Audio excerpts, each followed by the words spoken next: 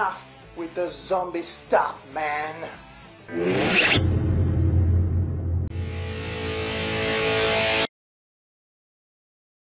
It's such a beautiful day to be wandering around the house with the phone turned on for no reason whatsoever. Hey, what's this? It's a package. Let's open it. No! No! No! Oh, what's this? Colorful adhesives? No!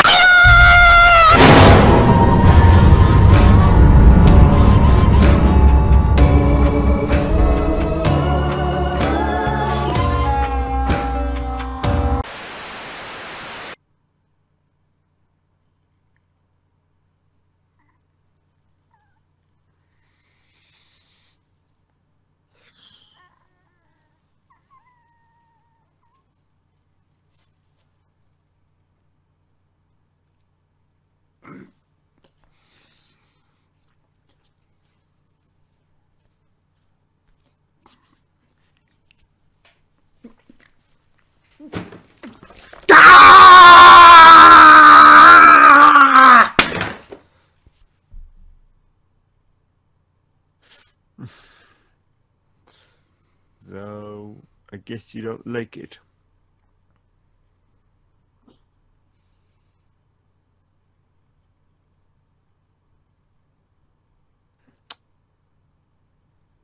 Yep. Welcome everyone to the Team Yume podcast, recorded live in fabulous Our Roomsville, Nevada. I am your host, Madhog Master, accompanied by the Toon Green Boy himself. This guy. That's me. Yep, white boy. Hello. And as promised, or at least as hinted, and as foreshadowed, as premonitioned many a times, we are here to finally tackle Zombie Outlaw, issue number 3, Director's Cut. Director's Cut.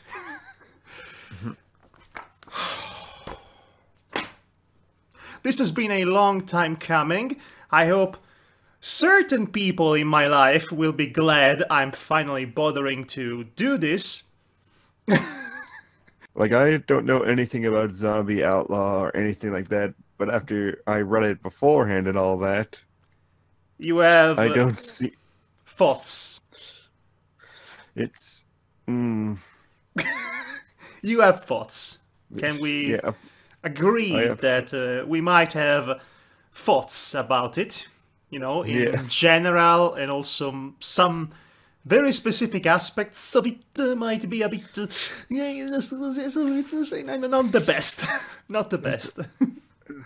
I don't know about specifics because, I don't know, after reading it all, it just feels like such a muddled mess. It just feels like the big issues take up over everything else.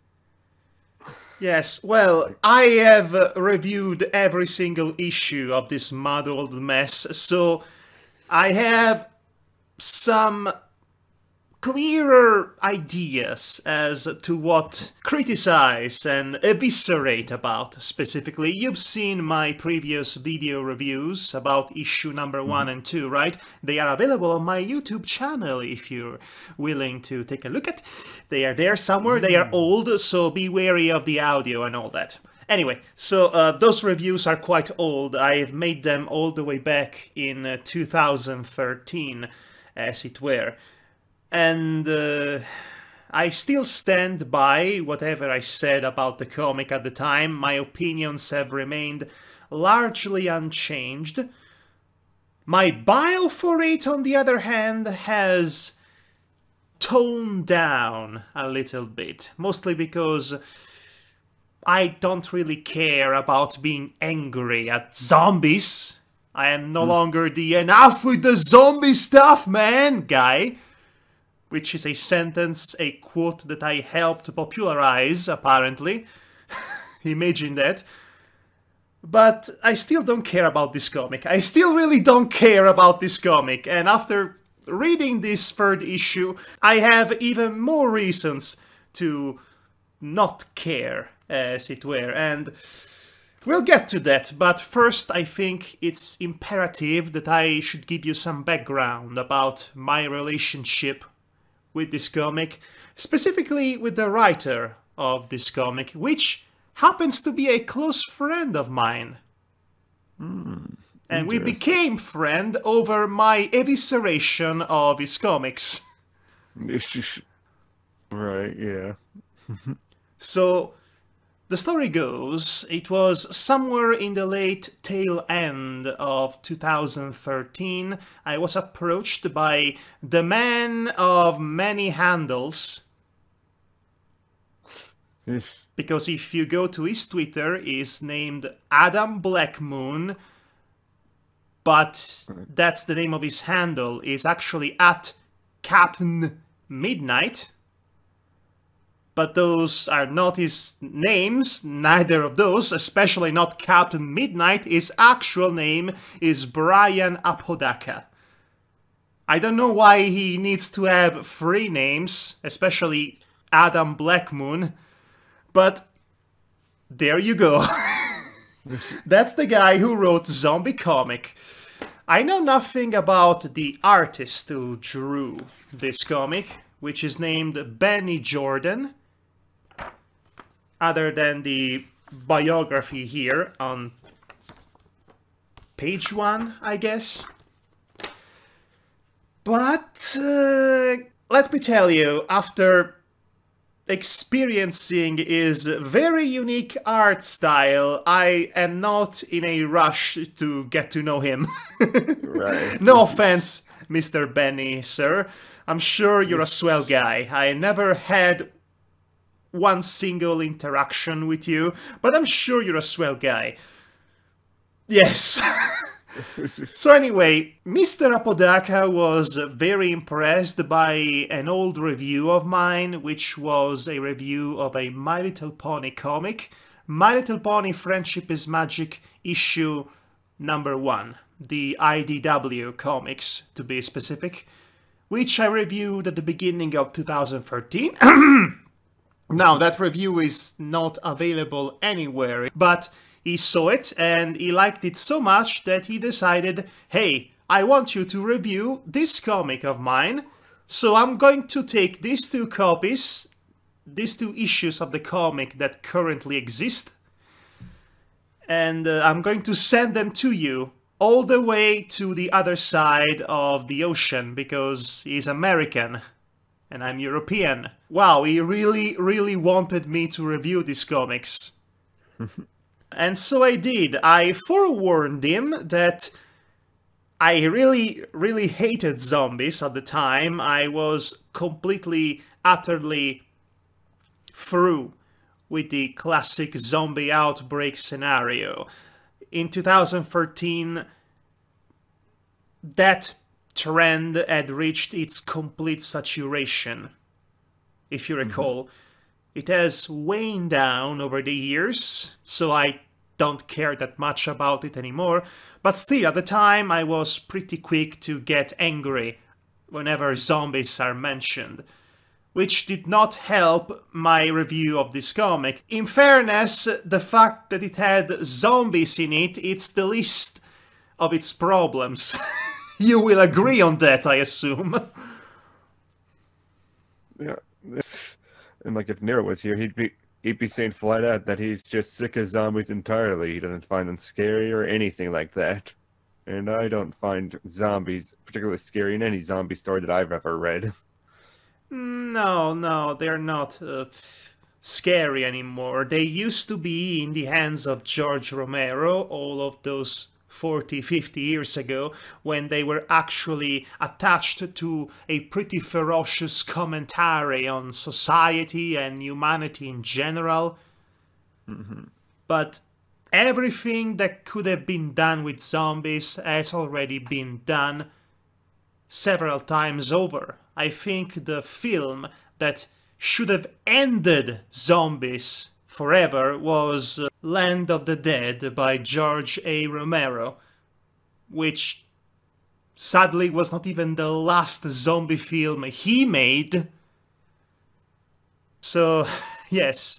And the reason why that should have been the end of all zombies, it's because at that point in time, zombies, the undead, had evolved into the new humanity. They became the metaphorical proletariat rebelling against the bourgeois and the capitalists and the new aristocracy and taking down essentially capitalism. That was his own version of the Bolshevik Revolution with the undead allegory. What else can you do after that? You're done. You started off with the zombie being used as a commentary about society and human behavior, and then you end it all with the zombies transforming into the new humanity, going beyond their initial allegory.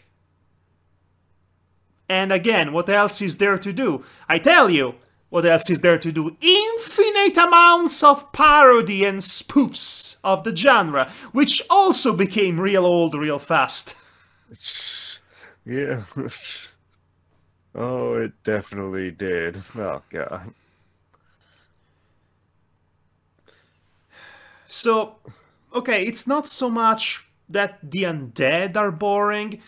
It's the typical undead apocalypse scenario that has ceased to be interesting because, again, it's a go-by-the-numbers scenario by now.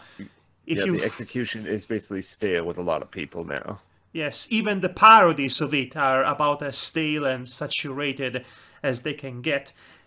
However, if you find a way to do something different, something more original with the zombies, then I could be interested.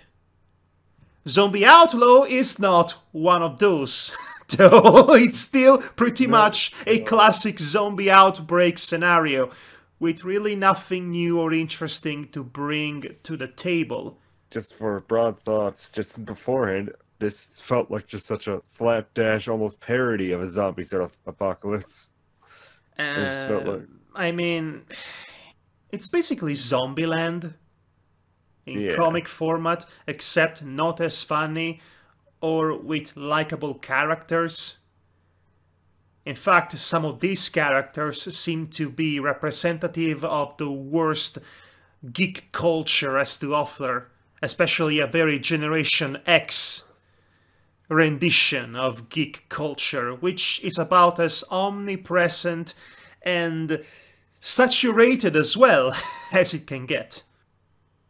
Right, exactly. I guess we've been stalling for enough time. We need to start this review. Let's do it. Okay, so let's begin with the cover art, shall we? Yeah. What am I looking at? Something that's completely all over the place. Yes, it is indeed all over the place. Okay, so the front cover is easy enough to understand. You have the geek. I forgot his name already, but he's supposed to be the main character. I think he's Matt. Yeah. I'm going to call him Matt. Even if I'm wrong, I don't care. He's about as interesting, really. I'm going to ask a legit question. Which one is the geek out of those three? Because they have the exact same sort of hairstyle, basically eyebrows and everything. Look. How are you supposed to tell them apart? Matt Naismith, the geek. He was literally introduced as so in the cover art of the first issue, and that is why I'm calling him the geek. Because otherwise, there is nothing really particularly different between him and everyone else. They're all a bunch of unlikable nerds. In fact, he should be, more appropriately, is the straight man. He reacts to everything and acts as a proxy to the audience because of the insanity around him. But other than that, he is the most useless character in the entire comic. He does not contribute to anything relating to the plot is basically carried around by his buddy, Will, into the basement of the school, which just so happened to have the cursed hat of the zombie outlaw. From then on, he doesn't really do anything. He picks up a fight with freaking Scootalooser, or Scooter, which is his name.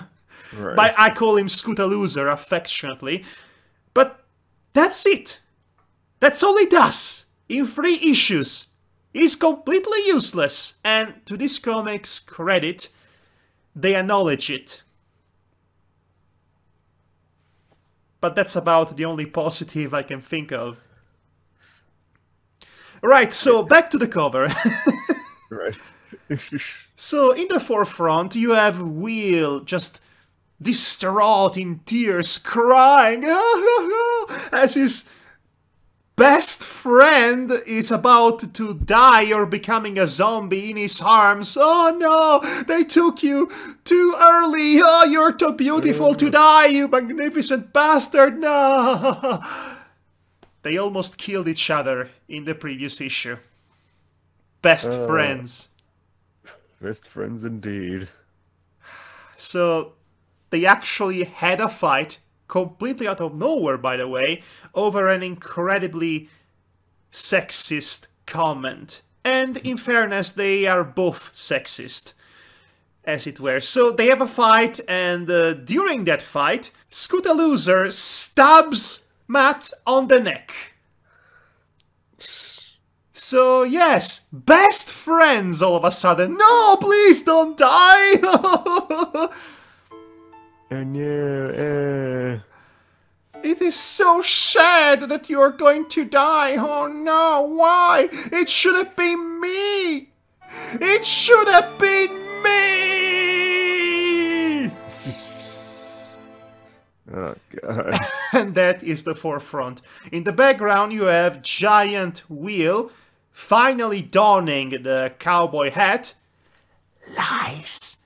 I thought that was a banana for the longest time. No, it's the canvas hat of the zombie outlaw that he is indubitably about to wear and finally do something as the titular zombie outlaw.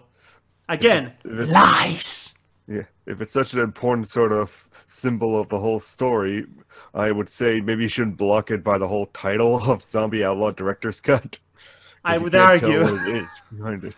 I would argue that if it's such an important item, maybe you feature it more prominently in your comic. Because I don't recall seeing the hat in the entire issue, if I'm being honest. Neither the hat nor the zombie outlaw. So I feel like this cover might be lying to us a little bit, if I didn't make it already abundantly clear. And then there is the back cover, featuring every other character not doing anything that the comic will actually bother to show. I am pretty sure this lady over here, which is named Delaney, she's not in the comic at all, in fact. So, more lies. And then there are these 3 doofuses,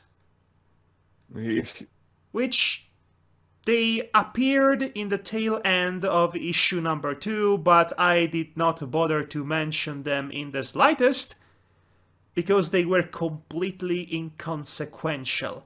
Well, apparently they are suddenly important characters here, because they are featured prominently in this comic. In fact, they are featured more prominently than the established main characters. All 3 of them. Yeah, that's pretty sad. This comic was 5 years in the making. I want you to remember that for later. So in general, what do we think about this cover? Is it any good? Does it make you want to read the comic? Because that's the most important thing a cover has to do. I say the back cover is more alright, because if I'm just looking at this in a comic book store, I'm just seeing like, oh, that's just basically all the characters from all the issues and all that, just basically put together into a little collage. So the front cover doesn't make me really want to do anything, because a lot of it is just sort of covered up by each other. And just the art style of it doesn't make me really want to read it, if I'm being completely honest. And to think that Benny has improved a lot over the years. You recall how this comic used to look like in issue number 1. Yeah. The character models were a lot more generic, a lot less polished. Also, there were no backgrounds whatsoever in the panels. Oh, yeah. To his credit, he's improved massively. Now we have plenty of background elements to fill a panel. There is a lot of shading and lighting. The art style has improved immeasurably. Oh, yeah. However, it's still not that good. it's not that it isn't good. It's that in the pursuit of finding his own style, his own specific aesthetic, he might have accidentally ended up unleashing a curse over the world. The dead rose to the ground, killed all the livings, and there was a red plague in Europe, and a black plague in China, and a rainbow-colored plague in the USA, and the whole world sunk into the abyss of a black hole. It was on Friday the 13th. This is the art style equivalent of a mummy's curse, of an apocalypse. It's so fundamentally unappealing to look at. And again, I understand wanting to find your own style, your own aesthetic, but this is a crime against my eyes. Everybody has these disproportioned Popeye arms and limbs. And to this day, I still don't get why the eyes are the blackest of the black. I see the abyss staring at me from those eyes, trying to snatch my soul from my body. Pure evil incarnate. Why those black eyes? I don't understand this choice at all. This makes no sense. Initially, what I sort of thought is like it's sort of a parallel between what Batman the animated series did with like the Joker and such. That was the second half of it, and it's the part that nobody really likes artistically. Yeah, it's so like I really have no idea, because the eyes is supposed to be the most expressive part of a character, and definitely inversing it sort of makes it look more unwelcoming. Kind of makes me think like they're all wearing almost Bandito masks, kind of like Yosemite Sam. Yes, but even he had whites of his eyes. The nail on the coffin. These are characters we are supposed to get behind. We are supposed to cheer on as they fight the zombies and all that. But it's impossible to sympathize or relate to them if I am too busy checking if I'm still alive as I look at them with those pure evil ocular portals to the dimension of hell. Yes. It's so distracting, is what I'm trying to convey here.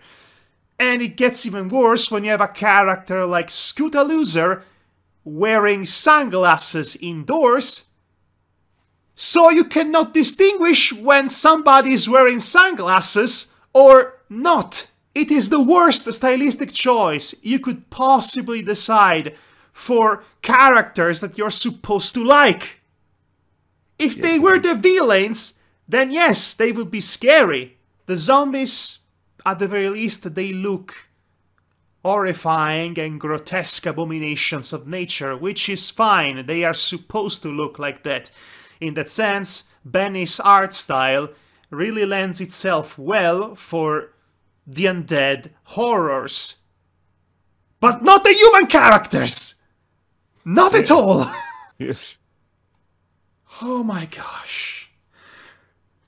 Okay, let's move on to reading this comic, I suppose. Yeah. Alright, so page number 1, we have the small biographies of the writer and the artist of the comic.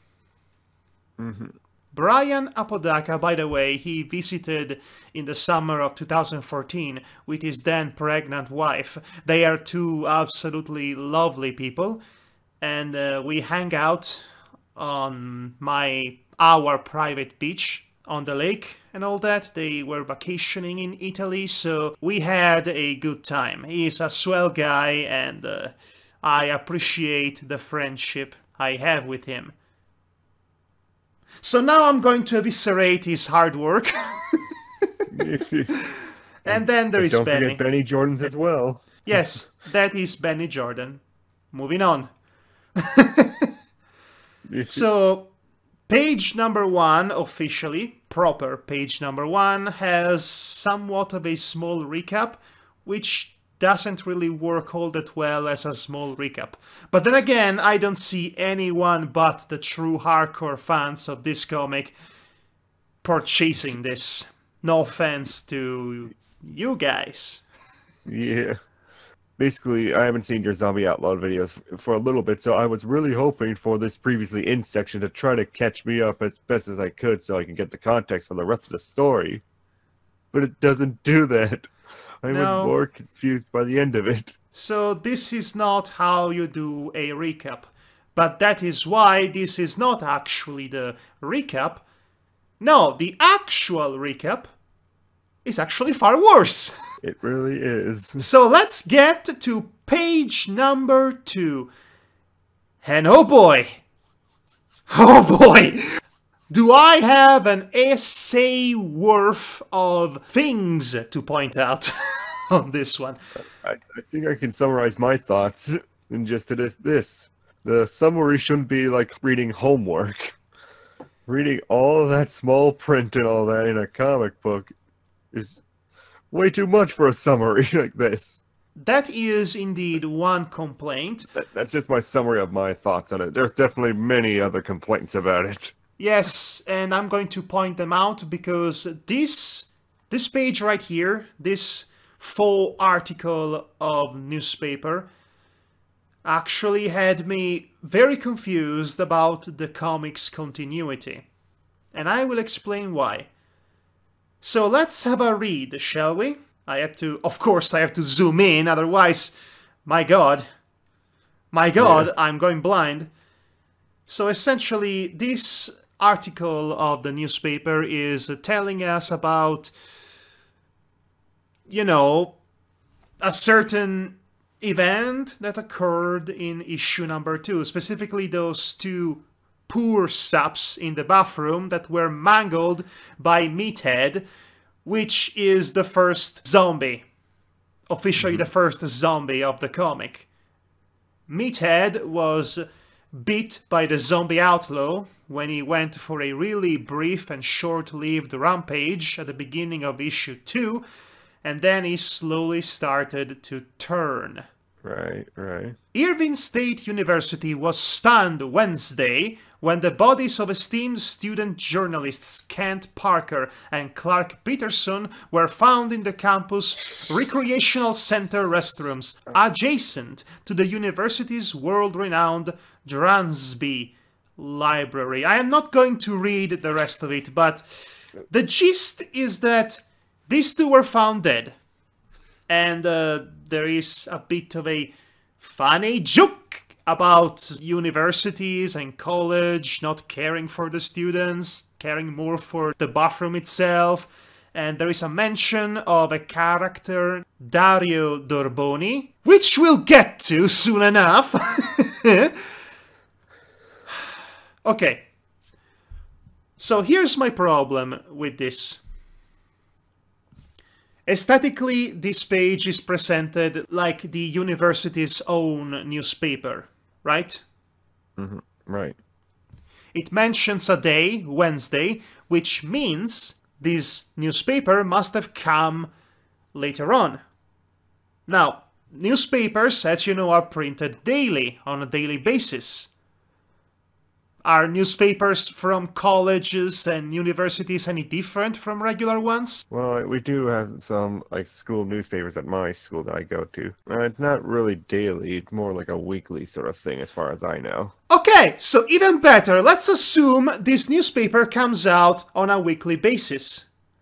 Let's say, for the sake of this argument, that it came out one day after those events. So it has to be at least one day before they found the bodies. They write the article and print the news, right? Right. Why is this the only murder mentioned in the newspaper?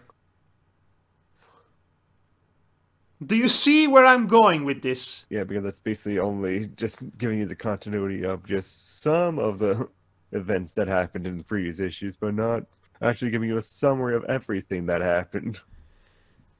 Okay, so to recap what actually happened chronologically in the previous issue, Meathead goes bonkers. He storms out of the nursery when he was being held. He ends up devouring a case of pills, which turned out to be Viagra. And I thought they were steroids, but nevertheless, he gulps them down, and that makes him go even bigger and more strong and ferocious than before. Then he just randomly attacks a punk couple that was having a picnic in the middle of the campus, by the way. He beats the boyfriend, and the boyfriend dies. The girlfriend saw that. She screams. Nobody apparently takes notice. Furthermore, later on in the day, and I am assuming this is happening in the same day because there was no indication of time in that issue, we find the punk girlfriend in her bedroom crying because her boyfriend died, which implies she did not tell anyone. Boyfriend was attacked and beat by a giant crazy man. A chunk of him literally bit off of his neck. And then what happens is the zombie-fight punk boyfriend gets in a room and attacks her.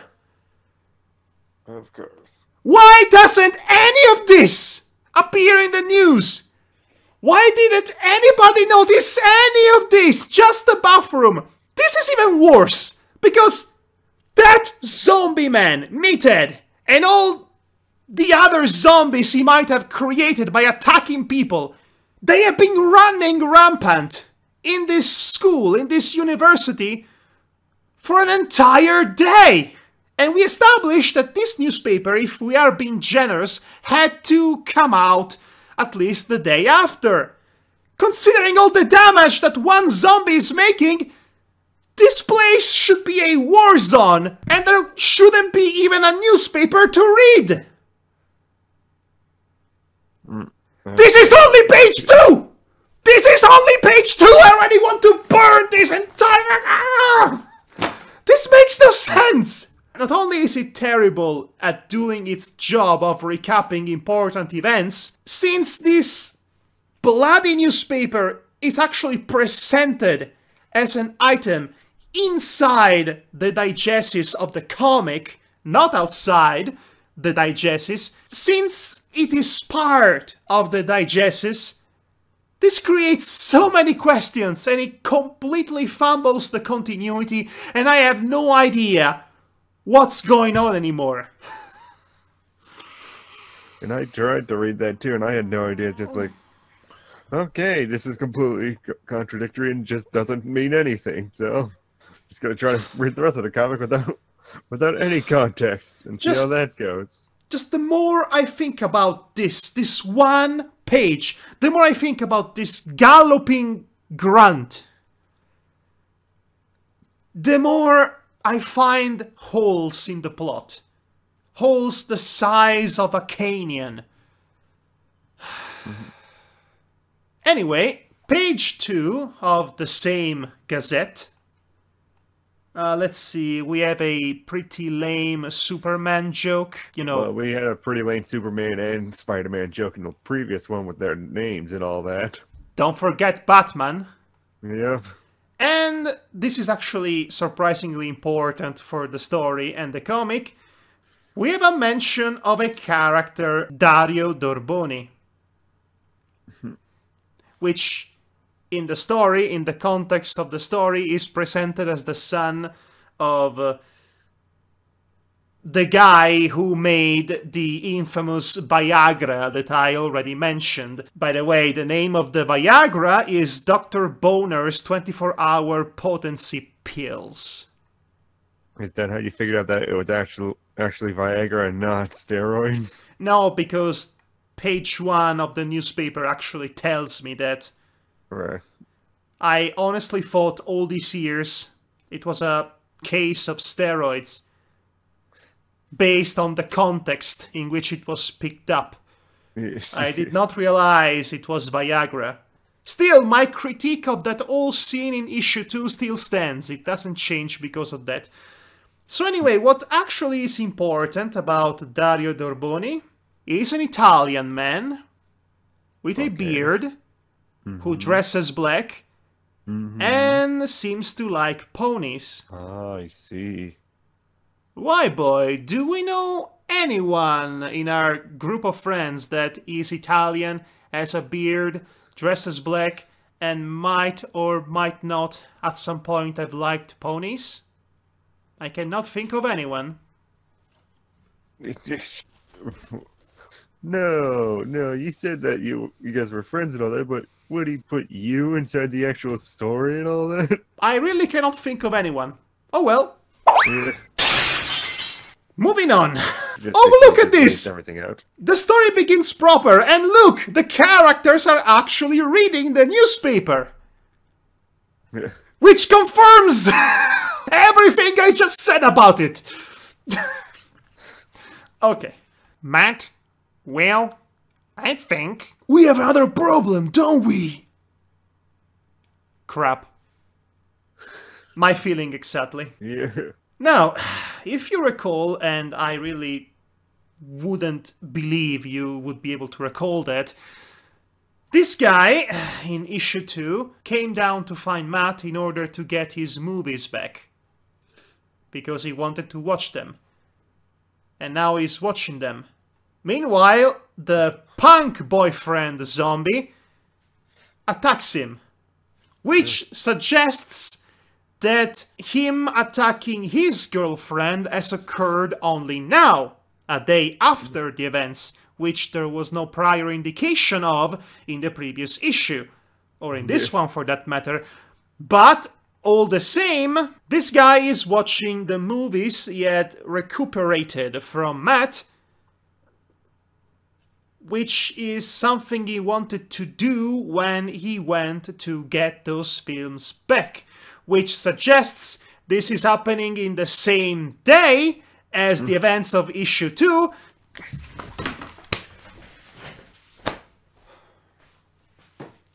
Yeah, I can't. Like, this is just the beginning of the narrative flow. Flow in quotation marks, I should say.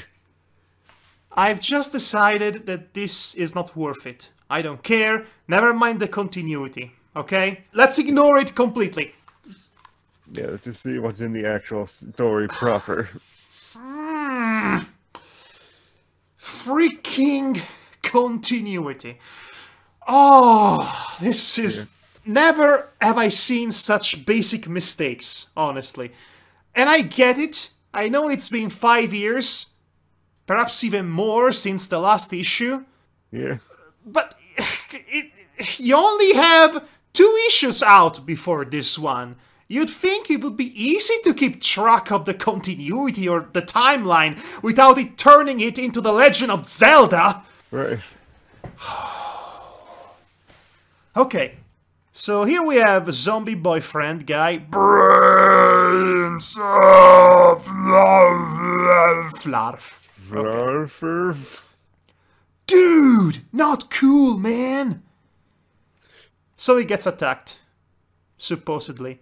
Then we have this panel, and this panel confuses me ever so slightly.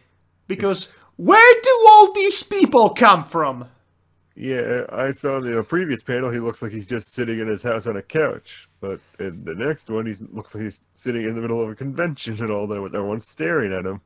Usually, there are establishing shots, you know, to establish a place and how many people are in said place.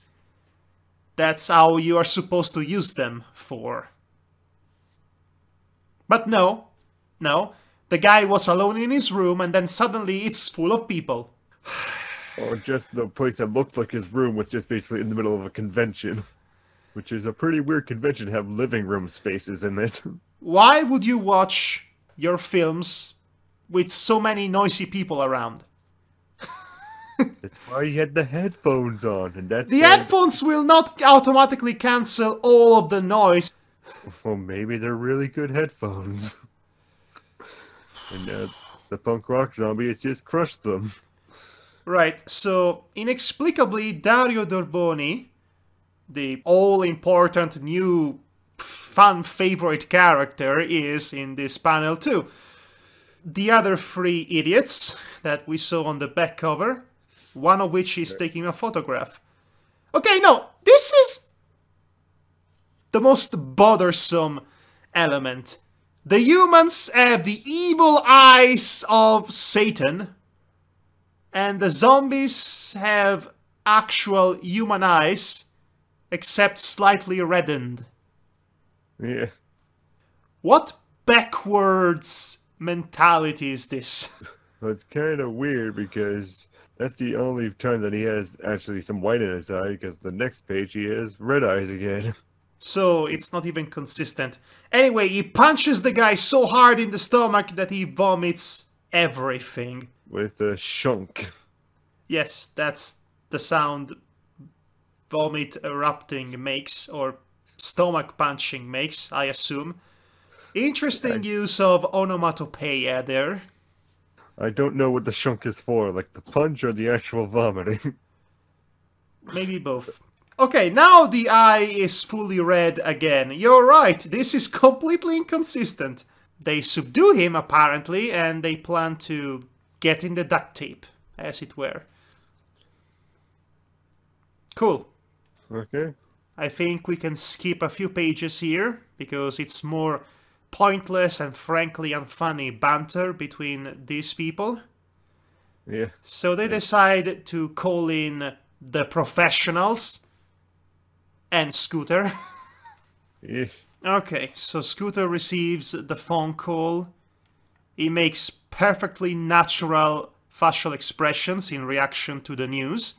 It looks like someone's just touching him. In just all the places. Okay, see, this is what I meant earlier about sunglasses. He's wearing sunglasses, but the only clue we get are the little sunglass sticks. Yeah. Coming out of them. Those are the only clues we get to imply that he's wearing sunglasses. Otherwise, he does not look different from anyone else. Exactly. Also,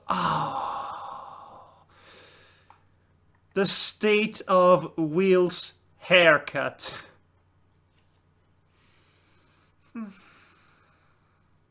Yeah. It looks like a giant snail is living on his head, nesting in his brain.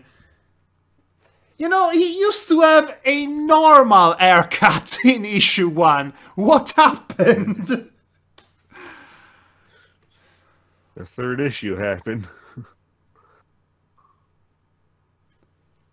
Moving on. The only two competent guys, Scooter Loser and Snail Man, have to go save the day, or contribute to saving the day, as it were. Not Matt, though. Matt gets left behind because at this point in time, even the comic has realized that he is completely useless. I'm Well, sure this is all building up to him eventually proving himself in issue number 4 whenever that is coming out. Right. But Well, we'll see down the line. I'm just sort of just puzzled by his giant meat hands. Yeah, he's yes, just we chopping get on a really nice close-up of said giant meat hands. Ugh, even the nails are so gross to look at. Yeah, because they're all thick. Like, I have the bad habit of biting my nails and such. I mean, just the color also is off-putting, I have to say. Eternally dirty nails that he's chewing off. With that said, nice use of perspective here, with the hand in the forefront being slightly out of focus, to emphasize the depth perception of the panel. Right. He's not a bad artist, okay? Benny is not a bad artist. He has learned how to make comics, he has learned how to draw, how to properly play with the medium and the panel composition and the elements in the backgrounds as well as the elements in the foreground. It's just that his own style of choice that he spent so long developing is profoundly unappealing, profoundly wrong-headed in some cases. And it wouldn't be that bad if they didn't have those godforsaken highs of death. Slam! Oh! Oh no, I'm so lonely. I'm beholding down the fort, yeah. And very inelegantly, Matt exits the comic. Yay. Great. Something that the newspaper very openly implied at the beginning was that Dario Dorboni doesn't really like Scooter. I can't imagine why he wouldn't like him. So as soon as Will and Scootalooser enter the scene, he is out. He pieces out. I see you have this matter well in hand, Terry. I shall bid you adieu. However, magic I consider our friendship. I do not suffer fools. Best of luck with these imbeciles. I like him. I can definitely relate with his struggle in coexisting with Scooter in the same world. So anyway, the duct tape, unsurprisingly, is not enough to keep a punk zombie man down.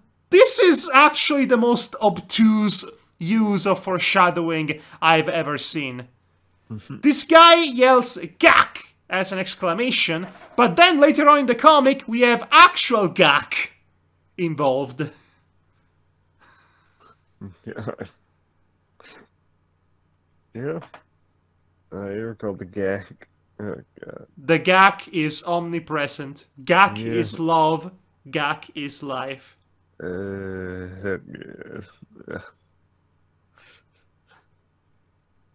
This You comic seem- is making me gag. Are you slowly dying? Basically, I am just so annoyed by the fact that the comic just doesn't give me any context as a new reader or anything. And just, I don't know what's going on. Even after you explain it, I don't know these people and all that sort of stuff, and it's just confusing where the comedy's coming from later and all that. Because he's a cool guy. Yes, he is the best character easily. He's so likable and affable and sophisticated too. He still seems so familiar though. I cannot place it. Yeah. Oh well. Shit, let's move. Meanwhile, this guy is chilling on his sofa listening to music. Hey, zombies, don't run.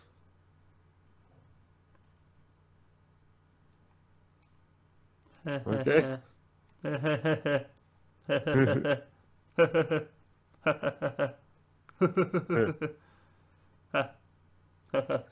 Get it? Because zombies are slow, and that's the typical trope related to them. It's funny because he's pointing out a trope out loud. Yeah. Comedy. Yeah. What's better comedy is on the next page. Oh, speaking of which... Do the Scooby Run! Get off, Dankoff! The Breakfast Club slide! The reference slide.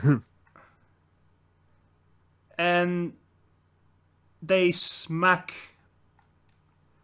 on a door, I think. I can summarize this couple of panels by saying ha ha ha references. Very annoying, as it's just not even a parody of anything. It's just saying random phrases. It's about as funny as an episode of Family Guy. Like, I could replace those lines with just like, beam me up, Scotty. The force is within us. They are running, the frame freezes, and then you see their Latin names under them. Yeah. Idioticus Velocitus.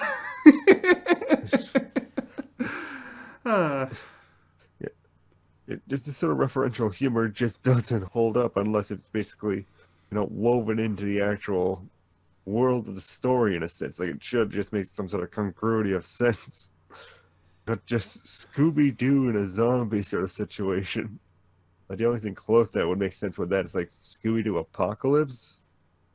Look! Some actual zombies in this Zombies comic. Imagine that. Meathead! Ooh! Now, funnily enough, in the previous issue, he was saying me, Ted, because Ted is his name. But it sounded like, to the people present, he was saying meathead. But now he's just saying meathead. For some inexplicable, no doubt idiotic reason, this girl looks at the undead marching on in the corridor and says, "Oh la la la, Moe, so dreamy."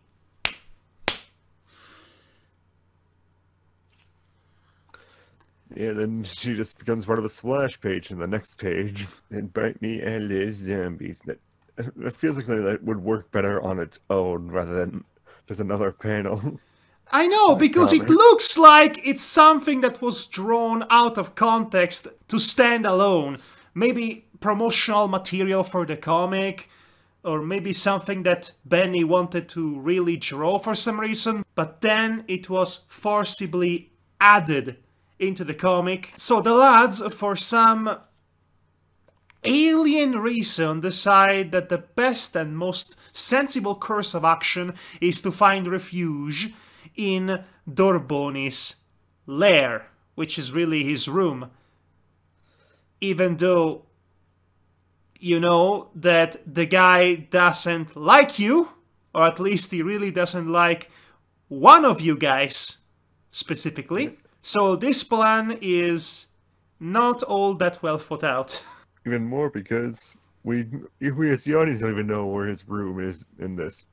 As you just go to the next page, he's just in the purple lightning room. Oh god. Oh gosh. This panel.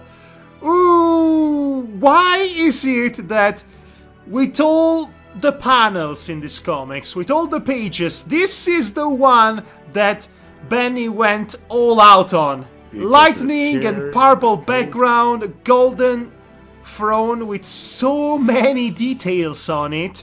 Dorboni looking like some Saturday morning villain, Mamra, summoning some obscure demonic power from his clairvoyance orb.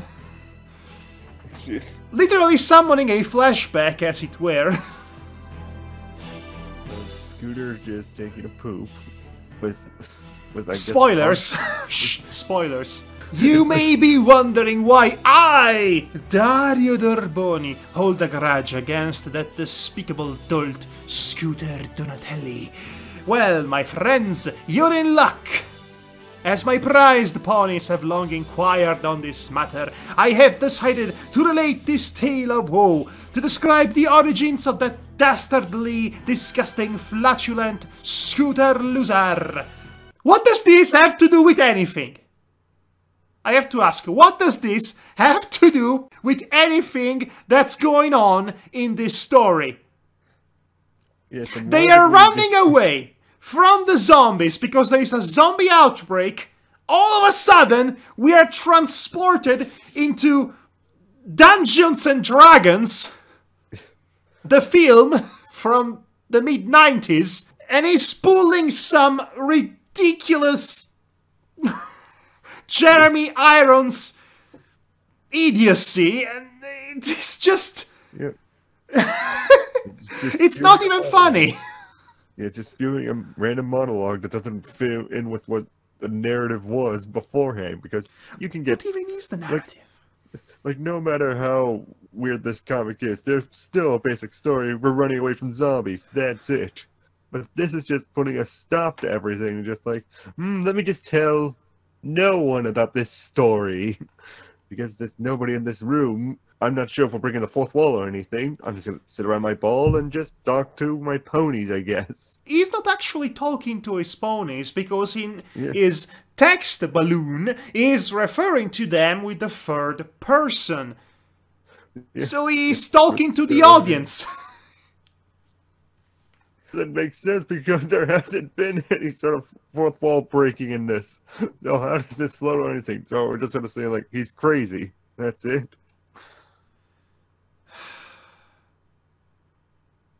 This is a really nicely drawn page, though. Oh, yeah. I have to say. It is very well done. It is scandalously well done.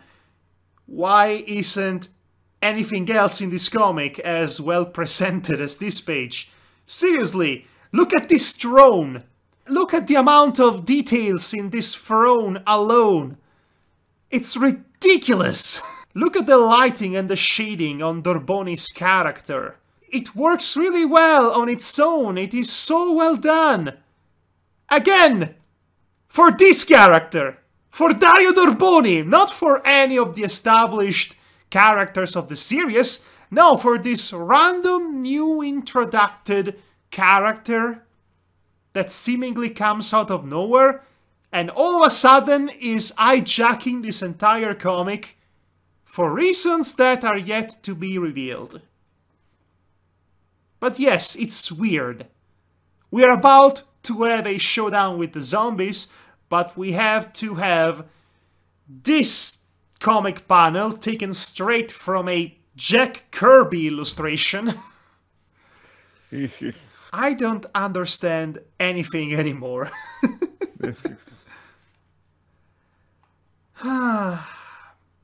So anyway, he has a grudge with Scooter Loser, as it was implied. So he starts to relay the tale of his once friendship with the man. They hang out for a while in Italy. They went to the zoo, where a sign says "Non alimentare il Butt-Snarf." As an Italian man myself, this makes me cringe. What does it say? It says in Google Translate, "Do not feed the Butt-Snarf." The Butt-Snarf being this freaking squirrel-like creature, which honestly, the first time I read this book, completely flew over my head, not because I didn't notice it, but because it was so lame, my brain didn't register it. Anyway, they spend time together, they talk, they eat together. Yeah, and then you just stop the story now. You gotta go zombie fighting now. How dare those zombies interrupt this beautiful tale of friendship and companionship? For shame, comic. Clearly everybody was reading this to know whatever happened between Scooter and this random Dorboni person. Yeah. I mean, he was clearly the most important character in the comic, judging by that ridiculously detailed page of him consulting his clairvoyant orb. I'll tell you the story. So anyway, they bang at his door and he of course doesn't answer. And then this guy brings out a confection of wasabi peas gak.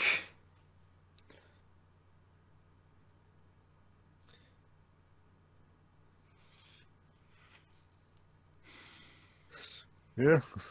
To fight the zombies with. In case it wasn't clear. Yeah. Thoughts? Well, I don't see how putting something hot into a zombie's mouth would basically kill it or anything, because they're kind of dead. Such. Because Their taste comedy? buds would be completely dead and rotting. So the zombies, in case you forgot, they still exist in this comic titled Zombie Outlaw, and they are about to attack these guys. So this freaking guy just launches into a barrage of one-liners as he throws his ammo at said undead horde. Gak! Says this person again. Because it accidentally ended up in his mouth. Timmy, what are you doing? I've got a plan, man! This'll work out like rainbows of chocolate pie in your eye, dudes! I don't see how that works out for anybody, because that would hurt your eye. I don't see how any of these sentences have any value whatsoever, but anyway. So he starts shooting the gak at the zombies as if they were ammunition out of his pea shooter, which I think it's a literal pea shooter. And apparently it basically just peels the skin off of one zombie, but then when it hits that random girl's boobs, it just boings off. Wait, hold on, that's the next page. Before he says, "Eat hot wasabi, deadites!" Right. We gotta get in that one-liner, obviously. Look at the damage they're doing. Yeah, And yet, they bounce off the girl's breasts harmlessly. I think the implication is that those breasts are fake. It's not funny either way. Yeah. Either that or they're just big bouncy boobs and it's gonna be their shield for it. Also, this still doesn't make any sense. She's just hanging with the zombies, doing chicken fights with them, and they are not devouring her. Why? Because she loves them.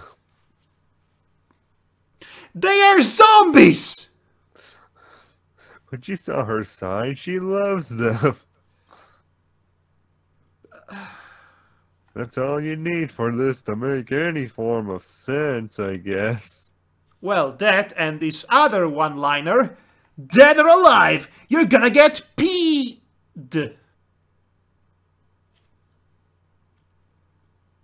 There is part of me that deeply wishes the writer, my good friend Brian, realized that these one-liners are lame and they are supposed to be lame. Yeah. I am 70% sure that's the case, but considering how completely incohesive this comic is, with both its narrative structure and its tone, I am not so sure of anything anymore. Yeah. Yep. It just doesn't work. Back to the real selling point of this comic, the story of how Derboni and his friendship with Scooter ended oh so tragically. after giving one of my legendary lectures on the intersection of professional wrestling and pony culture in the context of a Sega Saturn future, I had to tell Scooter I wasn't feeling that well, and I needed some rest. Yeah. Your pony not feeling well? Impossible! Apparently, the implication is that Scooter had sabotaged him for some reason. Good thing we don't see anything like that.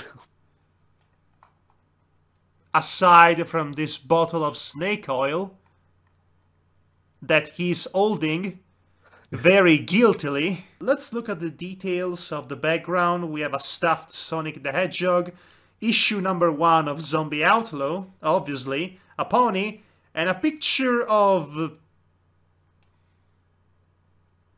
this guy from the snake oil bottle. And you got some stuff on the lower shelf. A book of pony porn, some tissues. Oh my god. Oh my god. White teeth. Oh my god, I did not notice that the first time around. Oh my god. Yeah. You're going a bit too far there with the pony jokes, if I say so myself. Oh gosh, this is a wall of text and a half. I am not going to bother with that. It's supposed to be the point of the character. He really likes to run his mouth and hear the sound of his own voice because he's full of himself and pretentious. Or at least that's what the comic wants him to be framed as. But from my perspective, he seems like the most sympathetic character because you see the kind of human garbage he has to deal with. Yeah, because I haven't seen Darboni really do anything bad other...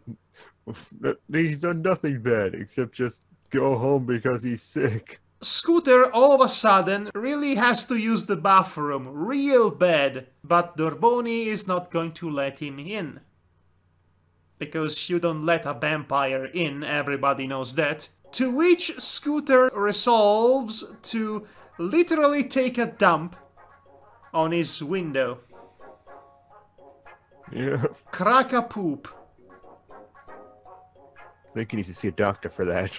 Actually, I think he drank the snake oil, and it had that effect on him. Ah. I might be wrong, honestly. But it really doesn't matter. Right, so Scooter Loser takes a giant dump on Darboni. Thoughts? Well, I think Scooter is a kind of piece of crap person for just doing that. Because I don't know why he did that at all. It just seems like out of nowhere. Darboni's within every right to hate him. Okay. I think it's time to finally drop the facade. You might have been able to gather, based on context clues, that Dario Darboni is really supposed to be me. Yes. I know, shocking. Yeah. Reading it without no context or anything like that, and I noticed that, it's just like, why are you put into this comic? What does that add to anything other than just being a little bit cheeky towards you by making those sort of pony jokes and all that? Why, boy, you bring up a fundamental point that I need to address right now. Because yes, this character is supposed to be a parody of me, specifically. It's spoofing my own outraged reaction to the comics that I reviewed, and it's pretty much based off those videos that I already released to the world about my angry analytical dissection of issue 1 and 2. So that character is very much based off the character I put on screen for those videos. And make no mistake, I feel flattered, even somewhat honored, that my visage has ended up in someone else's comic. It's even more flattering that this character isn't just a simple cameo, It's apparently a huge part of the cast of the narrative as of this issue. He most certainly feels like it since he hijacks the entire comic. I am going to do something incredibly petty here. I am going to nitpick my own caricature. Yes. Because I don't have a problem with Benny specifically taking a literal and metaphorical dump at me for criticizing his comic. I don't have a problem with that. I don't even have a problem with all the jokes made at the expense of my past infatuation with ponies, which is no longer the case, but then again, he doesn't know me personally. He's portrayed as pretentious and full of himself. Yes, I get it, those are flaws, well-known flaws of mine. Like I said, I am delighted that I am part of someone else's comic. However, imagine you are a long-time fan of the series. You have been waiting 5 long years for this comic to finally come out. 5 years or longer, because I don't know when issue number 2 was originally released. It might have been longer, in fact. You've been waiting half a decade or more to get your hands on this issue. Because for whatever reason you like the characters or the setting, or you really wanted to see some classic zombie killing action, maybe the titular Outlaw actually doing something. And so finally, after all that long anticipation, the comic comes out and you get Scootalooser dumping on a random character that was introduced in this comic that completely hijacks most of it. This is your payoff. A literal pile of excrements. This is your payoff. This is the comic you've been waiting for so many years. An inside joke has completely overtaken the issue. And as you pointed out, you were not aware of the inside joke. So reading all this must have felt especially confusing. Feels like, wow, we haven't focused on the zombies at all, just some random guy.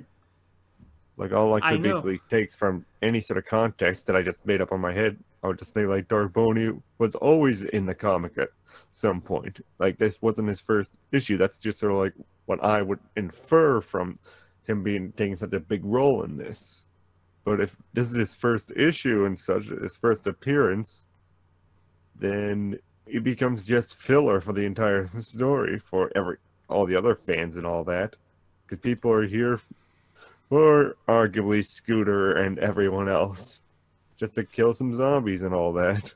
And again, in order to appreciate the joke, you would have to know the context beforehand. And I'm going to assume that most of the people reading this might not be privy of what the context is. Specifically a dig at me, a guy who reviewed this comic 5 years ago. Yeah. A long time ago, in fact. But even if you knew what the joke was, and you could actually appreciate it for what it was, this still ends up stealing a sizable portion of this comic, a portion that could have been used to have some actual long-awaited payoff to what was established in the previous two. Because again, half a decade in the making. From a reader's standpoint, this is the biggest waste of time ever. Yeah, really. All that's happened is Scooter and Chumps go and help some people. They get trapped by some zombies in a hallway. One of them gets bitten. That's all that happened in this. How many pages? 28 pages. That's all that's happened to them. And if you're wasting half your page load on Darboni and such, who this is his first appearance, then this is a major disappointment to your fans. Like, it could be funny to those that basically know about the circumstances and all that. But But even so, you are doesn't feel wasting like so much continuation part of of the anything. comic for a damn inside joke that could have been resolved within one page, a one-page cameo. Again, I am flattered that I have become such a big part of your life due to my evisceration of your work. It most certainly feels like a victory to me, but it's not a victory for your comic in the long run. Yeah. So yes, back in present time, Scootalooser's hand gets bitten off. So at least one half, 1/4 of that cover art was right about something. Except that looked like a bullet hole, not his arm, basically bitten off. By the way, Dorboni just comes out to gloat over Scootalooser's loss here, which, you know, makes me happy. That's what I would do in real life if I knew a Scootalooser. I would want to punch him in the face every time he breathes. Yeah. But still. Oh, and look at that! The comic ends with Will saying, okay, we need to get the hat! Which implies that he did not have the hat with him. Oh yeah, it's back at his place, like you see it on the table and all that, next to Matt. You know there are zombies abound and you don't go out with your cowboy hat? Your magical cursed cowboy hat that turns you into a superhero? These characters are complete, utter cretins. They are the dumbest, most idiotic, feather-brained jerkwads imaginable. Next issue, the Outlaw rides again. So, again, imagine you are a longtime fan, you've been waiting so long to see the Outlaw finally in action as it was promised, and you get filler instead. Yeah. Now just a cliffhanger at the end. Yes, to get to the actual payoff, you need to wait for issue number 4, which will come out in 2030 at this rate. Yeah.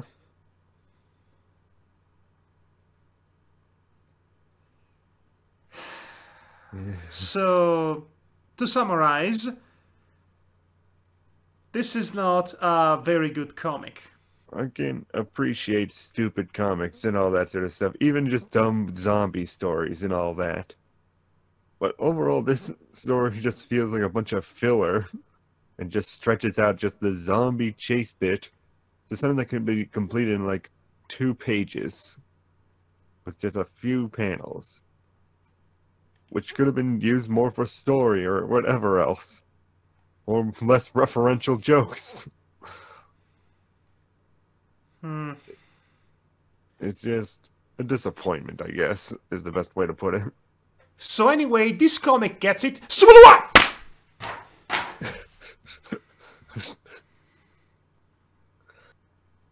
What else is there to say? It's yet another addition to a series I don't personally appreciate, and this one was the most forgettable issue yet because of the filler problems and this one character added for the sake of an inside joke, a really elaborate and long-term inside joke that ends up hijacking most of it. And the comic is already 24 pages long, so that's damaging and damning to the overall pacing and the narrative of it. This issue really could have been used much better to give some sort of long-awaited payoff to the fans, to the very patient fans. Instead, we get none of that. That is the harshest critique I can give to Zombie Outlaw number 3. It's mostly nothing. So thanks again, my good friend, my best friend Brian, for featuring me in your comic. I sure had fun reading and discussing about it. Didn't we all have fun, why boy? Hey, fun times! Yeah, doing this. Whoa. Sumalua! Sumalua! Oh my god. Ah, they're fine. Yeah, we had all the fun here. Look, it's not that I cannot appreciate terrible schlock. I definitely can. In fact, recently I watched a film, an animated film titled Calamity of a Zombie Girl, which I tweeted abundantly. It was the purest schlock of the finest wine. It was a complete, utter, inconsistent, tonally deficient mess that doesn't know what genre it wants to be, so it tries to be all the genres possible. It begins like a slasher film, but then it evolves into a martial arts flick, a horror comedy, a supernatural lesbian romance, and the climax is somehow Freddy versus Jason out of nowhere. That is what schlock is all about. Something that's not really good by the traditional sense of what is usually determined to be good cinema.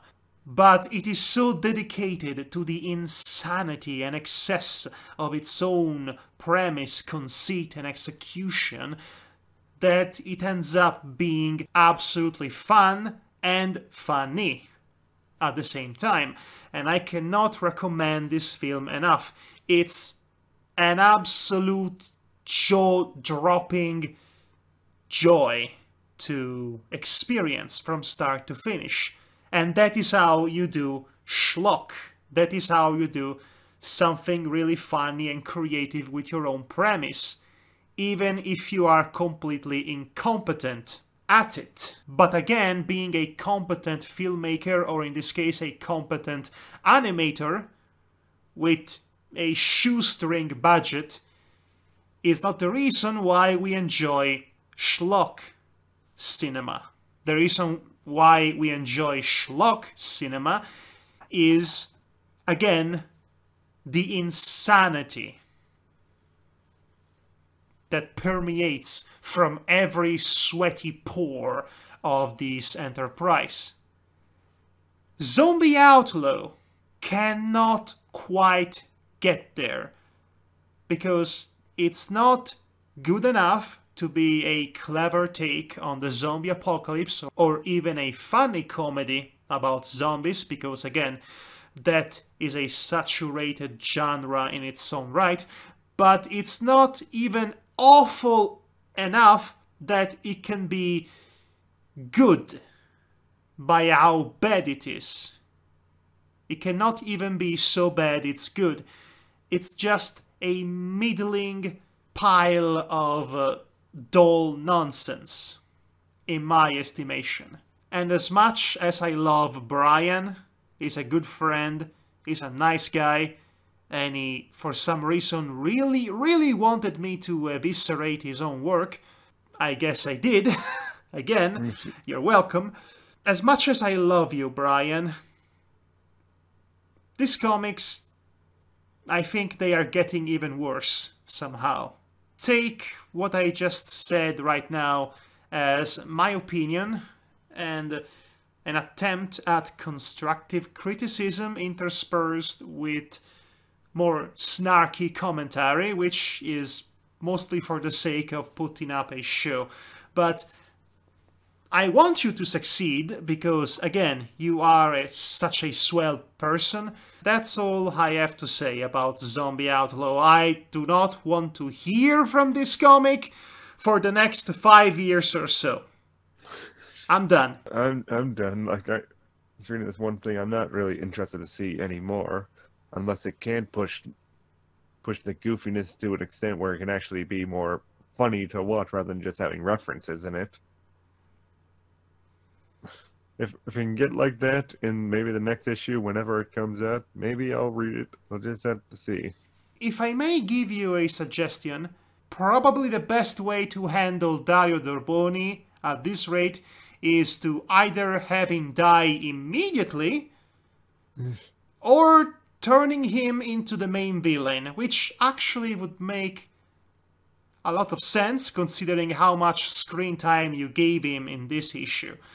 Do not, I repeat, do not by any circumstances have him patch things up with Scootalooser. I would take it as a personal offense if he becomes friends with that guy again.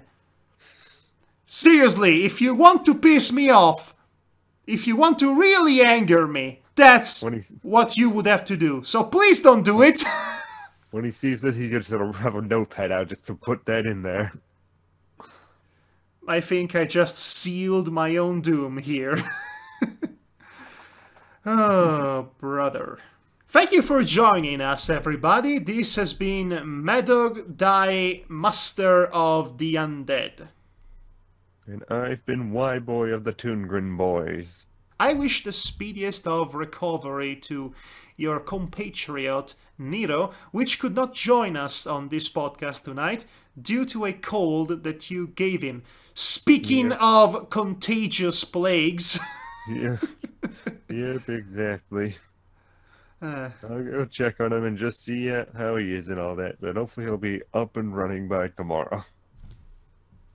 I shall now proceed to end this podcast on the highest of notes. Enough with the zombie stuff, man! Must be the season of the witch. Must be the season of the witch. Oh, must be the season of the witch.